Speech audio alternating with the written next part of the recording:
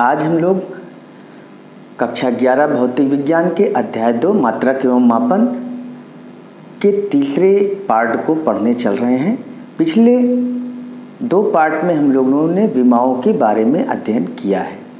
आज के पार्ट में हम लोग विमाओं के उपयोगों के बारे में पढ़ेंगे। तो पहला उपयोग विमाओं का देखने चल रहे हैं। पहला उपयोग बेटा हमारा है किसी भौतिक राशि के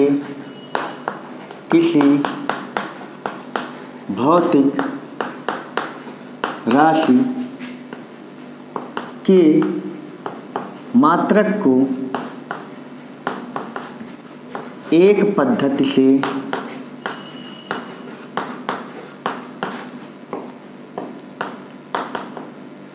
दूसरी पद्धति में बदलना।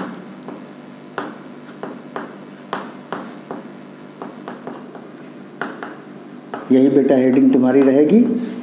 पहली हेडिंग रहेगी विमाओं का उपयोग, और विमाओं के उपयोग में जो पहला उपयोग है आज हम इसी के बारे में पढ़ने चल रहे हैं। तो विमाओं के उपयोग में पहला काम क्या है? एक पद्धति के मात्रक को दूसरी पद्धति के मात्रक में बदलना। किस तरीके से बदलते हैं हम लोग? इसके लिए हम जो सिद्धांत यूज करते हैं वो सिद्धांत यूज करते हैं सममितता का सिद्धांत, यानी कि प्रिंसिपल ऑफ होमोजेनिटी। तो यहाँ पर हम लोग एक चीज़ ज़रूर जानते हैं, n1 u1 बराबर होता है n2 u2। अब तुम पूछोगे ये क्या है? n1 क्या है? पहली पद्धति में आंकिक मान है, u1 पहली पद्धति में मात्रक, n2 दूसरी पद्धति में आंकिक मान, n2 u2 दूसरी पद्धति में मात्रक।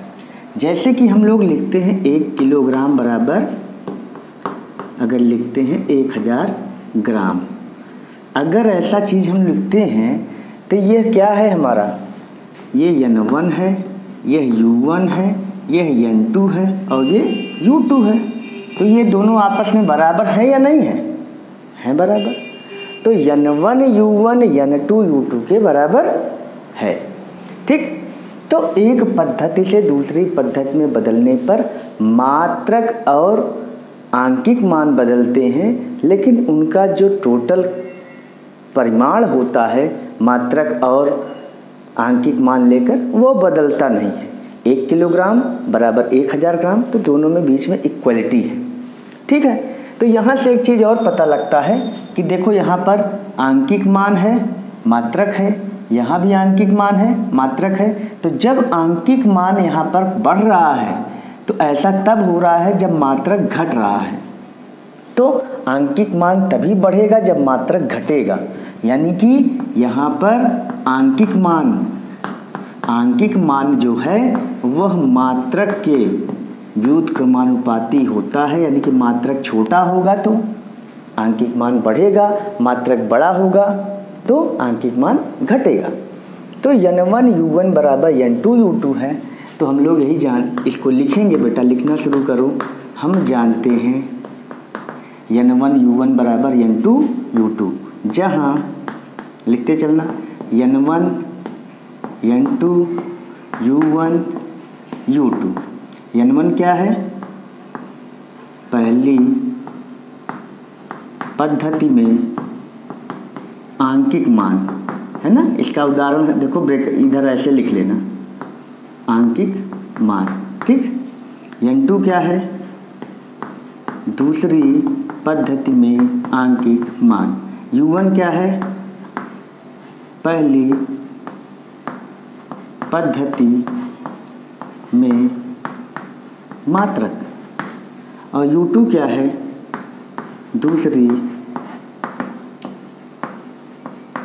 पद्धति में मात्रक। इतना तुम ध्यान रखना बेटा, तब काम बनेगा। अब विमाओं की सहायता से कैसे एक पद्धति के मात्रक को दूसरी पद्धति के मात्रक में बदला जाता है ये हम लोग देखने चल रहे हैं। अब देखो यहीं पर हम लोग लिखते हैं यदि, अब देखो यहाँ n1 n2 तो ठीक है, u1 पहली पद्धति में मात्रक, तो पहली पद्धति में बहुत से मात्रक हो सकते हैं, पहली पद्धति में लंबाई, द्रव्यमान, समय, ताप, ज्योति, तीव्रता, विद्युत धारा, ये सारी चीज़ें हो सकती हैं। अगर ऐसी चीज़ें हो सकती हैं तो यदि पहली पद्धति में ध्यान देना, पहली पद्धति में ध्यान देना,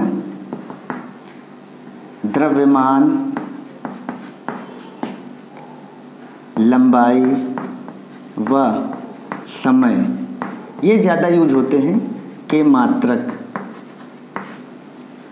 क्रमशः M1, L1, T1 हूँ तथा दूसरी पद्धति में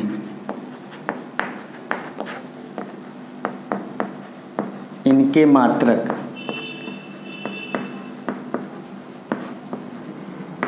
क्रमशः M2, L2 व T2 हूँ तब देखो बेटा, पहली पद्धति में जो U1 है मात्रक है, तो हो सकता है कि उसमें लंबाई हो सकता है उसमें द्रव्यमान हो सकता है उसमें टाइम हो। तो मान लेते हैं कि पहली पद्धति में द्रव्यमान जो है वो M1 है, लंबाई L1 है और समय क्या है T1 है। इसी तरह से दूसरी पद्धति में द्रव्यमान M2 है, लंबाई L2 है, समय T2 है। अब भाई M1 हो सकता है किलोग्राम में, ये मीटर में, ये सेकंड में, हो सकता है ये CGS पद्धति के मात्रक हों तो ये M2 को ग्राम बोलोगे, L2 को सेंटीमीटर बोलोगे और ये समय सेकंड में होगा। लेकिन तुम लोग एक चीज़ याद रखो, कोई भी भौतिक राशि अगर एक पद्धति से दूसरी पद्धति में बदलेगी तो उन मात्रकों की जो घातें होंगी वह बदलेंगी नहीं। तो मूल मात्रकों पर जो चढ़ाई जाने वाली घातें हैं या मूल राशियों पर जो चढ़ाई जाने वाली घातें हैं वही विमाएँ होती हैं। तो यहाँ पर विमाओं का क्या उपयोग है?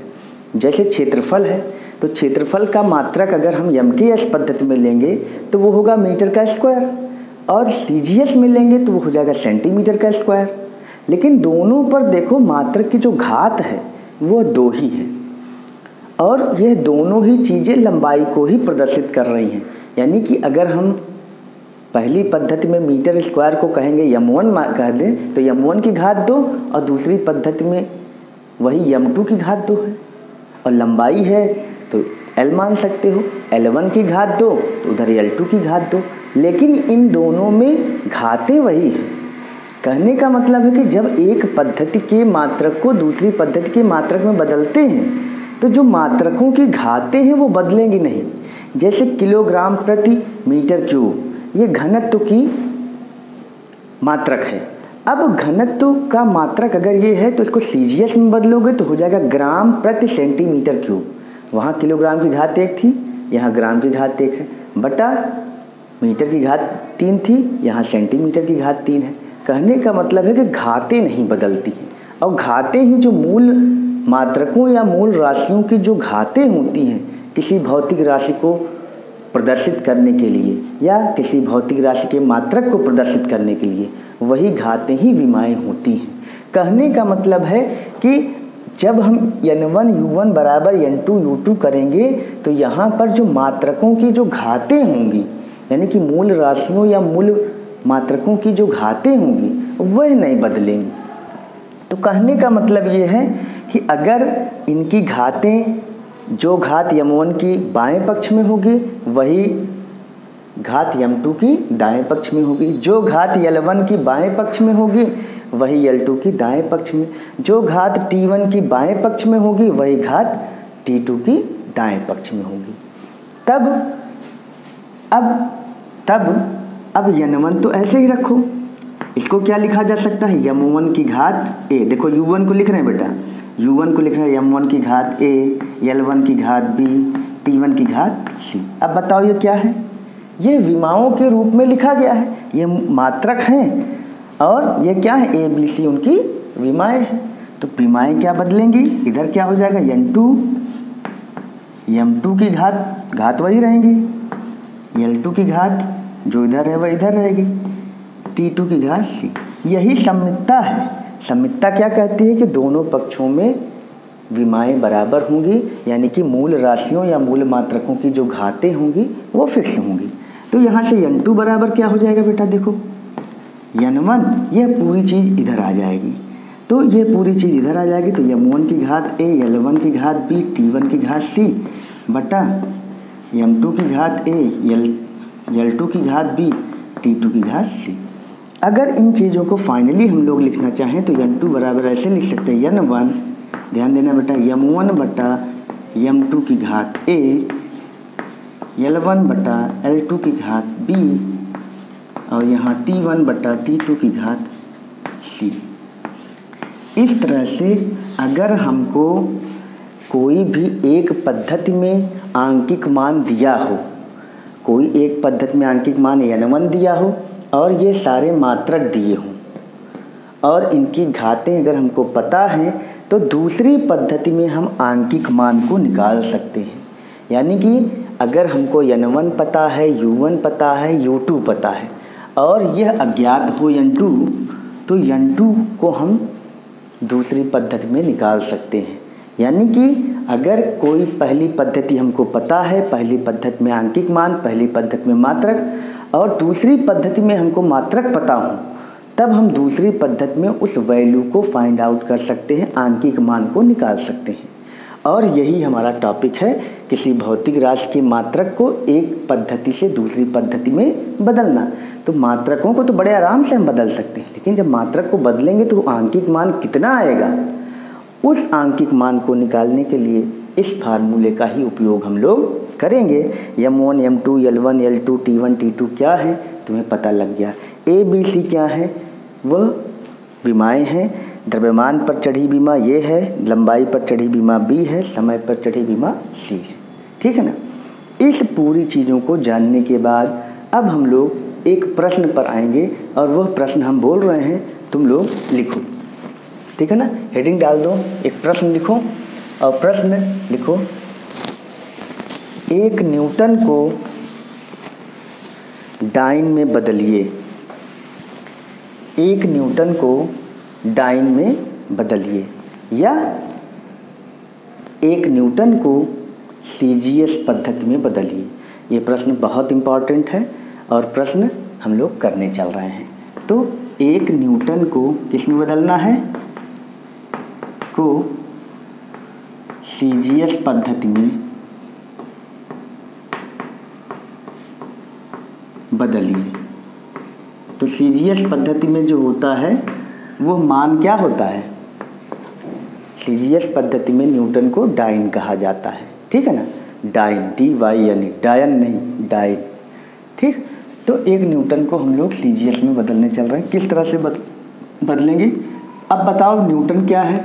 न्यूटन जो है वो बल की इकाई है, बल का मात्रक है। तो पहले हम सबसे पहले विमा लिख लेते हैं। विमा क्या हो जाएगी बेटा न्यूटन की, यानी कि बल की mLT-2। अब सारी विमाएँ याद होंगी तभी आप लोग आगे बढ़ना, और पीछे तीनों लेक्चर की बढ़िया से नोट्स बनाने के बाद, याद करने के बाद तब हम लोग आगे बढ़ेंगे। तो ये विमा हो गई।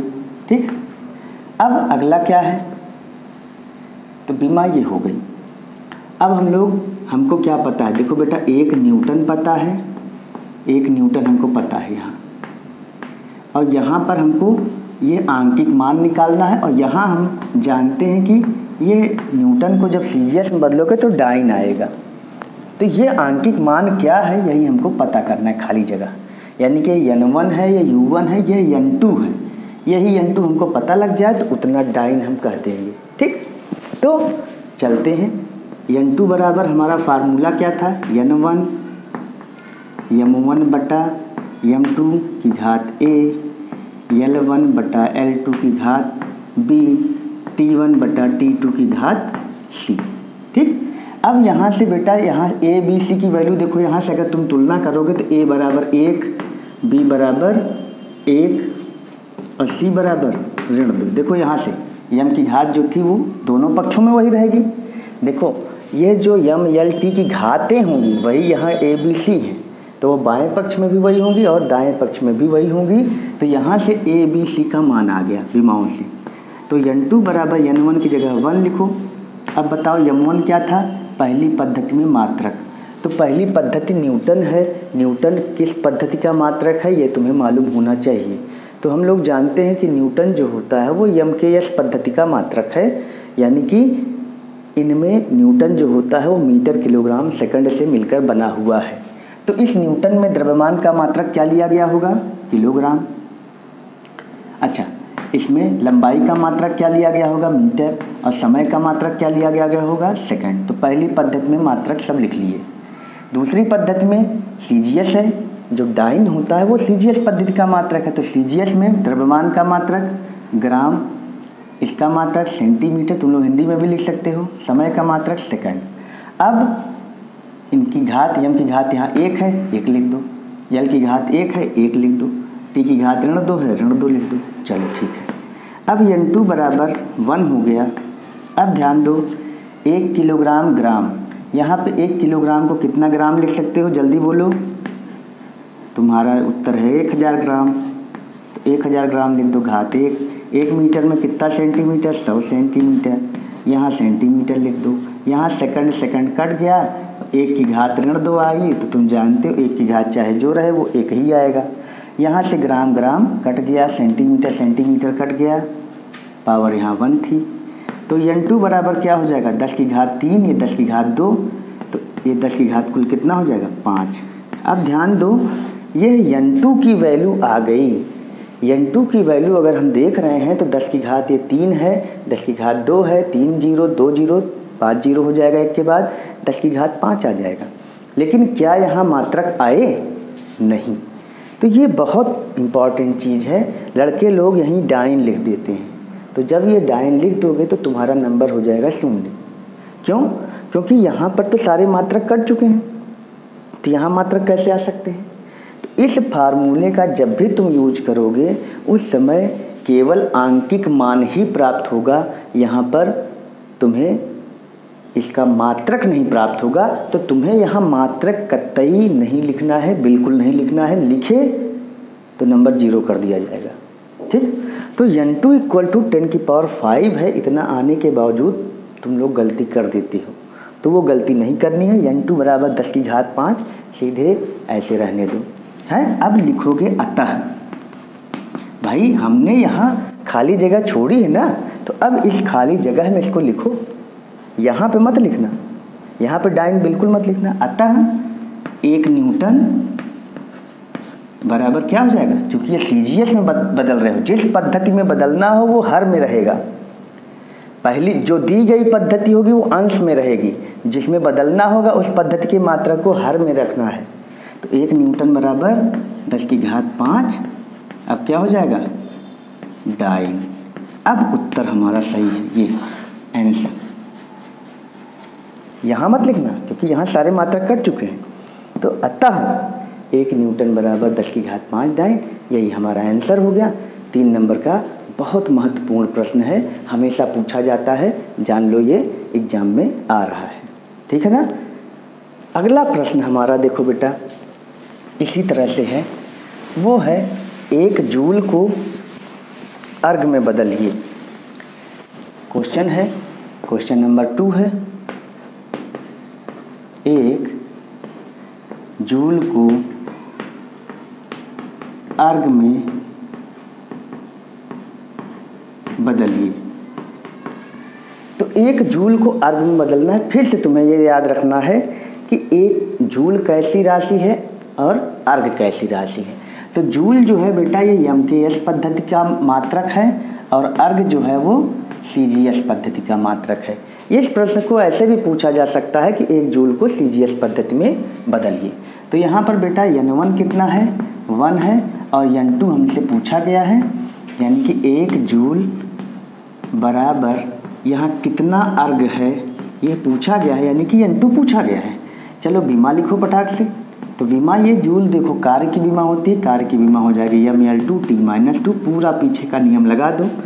तो n2 बराबर n1, फार्मूला बिना लिखे काम नहीं करना है, m1/m2 की घात a, L1/L2 की घात बी T1/T2 की घात C। चलो जल्दी करते हैं। N2 बराबर N1 का मान हो गया 1, यहाँ क्या हो जाएगा किलोग्राम, यहाँ क्या हो जाएगा ग्राम, ये मीटर, ये सेंटीमीटर, और यहाँ क्या हो जाएगा सेकंड, यहाँ भी सेकंड। क्यों? क्योंकि अर्घ जो है वो CGS पद्धति का मात्रक है, तो यहाँ पर CGS के मात्रक रखोगे, यहाँ MKS के। ABC क्या है ज़रा देखो, A M की घात 1 है, L की घात 2 है, T की घात -2 है, यहाँ सेकंड सेकंड कट जाएगा।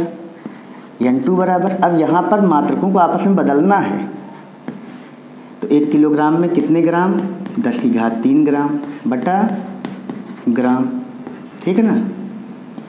1 मीटर में 100 सेंटीमीटर बटा सेंटीमीटर घात 2, ये 1 हो जाएगा। अब ग्राम ग्राम कट गया, सेंटीमीटर सेंटीमीटर कट गया, ये 10 की घात 3 है, ये 10 की घात क्या हो जाएगी, 10 की घात 2 है, 10 की घात 2 यानी 10 की घात 3 गुणे 10 की घात 2 की घात 2 यानी 10 की घात 4 यानी कि 10 की घात 7 आएगा। यहाँ N2 की वैल्यू आई है, ध्यान देना। फिर हम कहेंगे यहाँ मात्रक लिखोगे कि नहीं लिखोगे, आंसर है नहीं लिखोगे। क्यों?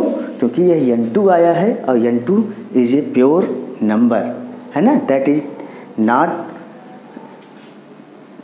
विद यूनिट, ठीक, मात्रक के साथ नहीं है। अब क्या लिखोगे, अतः करके पूरा लिखना। अतः 1 जूल बराबर, यह जो N2 आया वो किस में आ गया है, क्योंकि ये ग्राम सेंटीमीटर सेकंड पद्धति है और CGS पद्धति में उस मात्रक को अर्घ कहा जाता है। तो 1 जूल बराबर 10 की घात 7 अर्घ, ठीक। अतः करके लिखना, ये हमारा आंसर हो गया। तो एक और क्वेश्चन हमारा हो गया। इसके बाद तीसरा क्वेश्चन हम लोग देखते हैं बेटा, और ये है कैपिटल G का मान को CGS में बदलना। तो कैपिटल G यानी कि सार्वत्रिक गुरुत्वाकर्षण नियतांक होता है।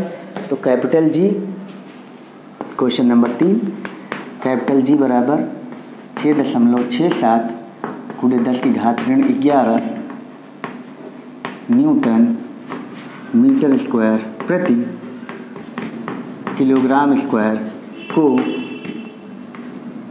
CGS पद्धति में बदल लिए, पद्धति में बदलिए। तो चलो बेटा, यहाँ पर G का मान है, तो जो दिया गया मान होता है वो N1 होता है। तो 6.67 गुणे 10 की घात 11, मात्रक नहीं लिखेंगे, N2 को हमें निकालना है, ठीक। तो सबसे पहले क्या लिखेंगे, विमाएँ लिखेंगे। विमा क्या हो जाएगी, तो कैपिटल G की विमा पीछे निकलवाई गई है। अगर तुम्हें नहीं मालूम है तो इससे निकाल भी सकते हो, मात्रक से भी विमाएँ निकाली जा सकती हैं। तो हम लोग इसको मात्रक से निकाल सकते हैं। न्यूटन को क्या लिखते हो, ML T-2, मीटर स्क्वायर का मतलब L का स्क्वायर बटा किलोग्राम का स्क्वायर का मतलब M इंटू M, ये M से M कट गया, आ गया M-1 L3 T-2, ये भी माइनस हो गई, ठीक है। वैसे तुम्हें याद होना चाहिए, पीछे के लेक्चर में जाके बढ़िया से देखो।